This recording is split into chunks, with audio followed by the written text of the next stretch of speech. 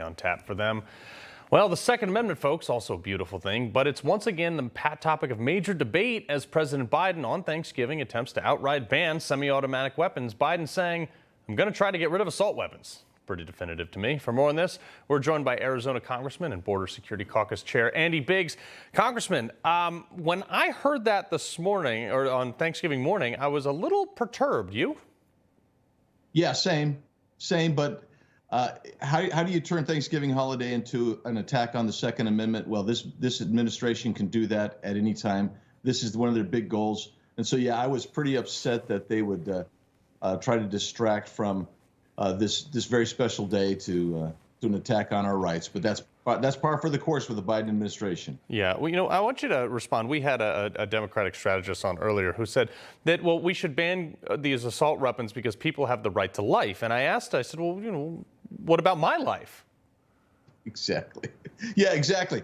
So they don't ever take into account that guns save hundreds of thousands of lives every year. I was thinking of this morning, Carl, I was thinking of a lady in Chicago just a few days ago who she has a CCW, she pulls her handgun out, probably a semi-automatic handgun, since half of guns sold are semi-autos. She pulls it out when 4 guys are trying to get into her car. She fires at one, they flee. Who knows what their intentions were? She hits one, they fire back, but then they flee. The point is, she saved her life, possibly the lives of others, because she had a gun.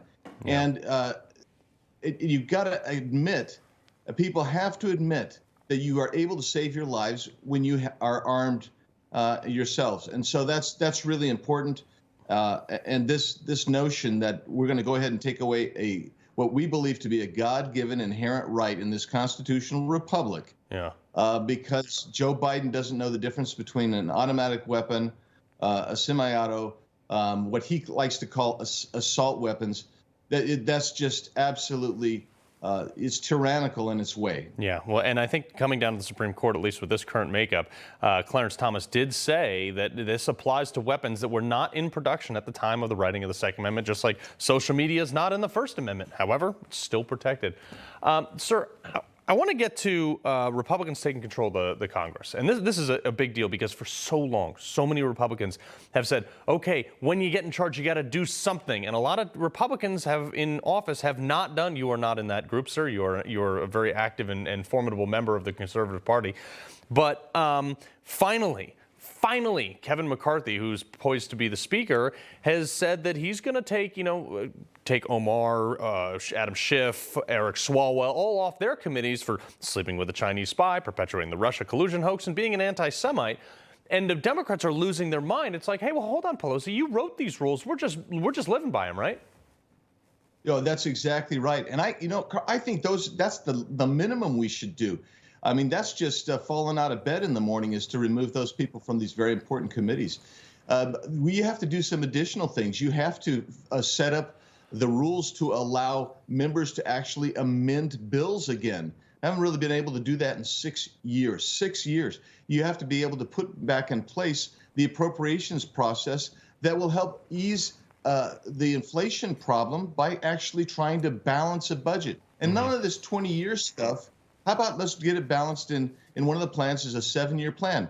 That's still too long for me, but nonetheless, it is a step in the right direction. Let's start doing some real things. How about closing the border? How about using the tools that we have in the budget to close the border? Yeah, we have to do some things, Carl. Congressman, I wish we had more time, but I would wholeheartedly support an effort for any congressman or congresswoman introducing a bill would have to personally read the bill in its entirety on the House floor, and any voting member who wants to participate in the vote would have to be there for the entirety of it. It would reduce all this pork and garbage that you see. Congressman, I would love to see something like that. That would be fun. And, something like that needs to happen. Yeah, for sure. Congressman Andy Biggs, always a pleasure, sir. Thank you for coming on. Thank you. All right, folks. No crooked establishment. None of that twisting the truth. No talking down to me. Don't tell me how to think. Don't tell me how to think. Don't tell me how to think. I trust Newsmax. Newsmax. They don't tell me how to think. They let me decide. Newsmax. Real news for real people.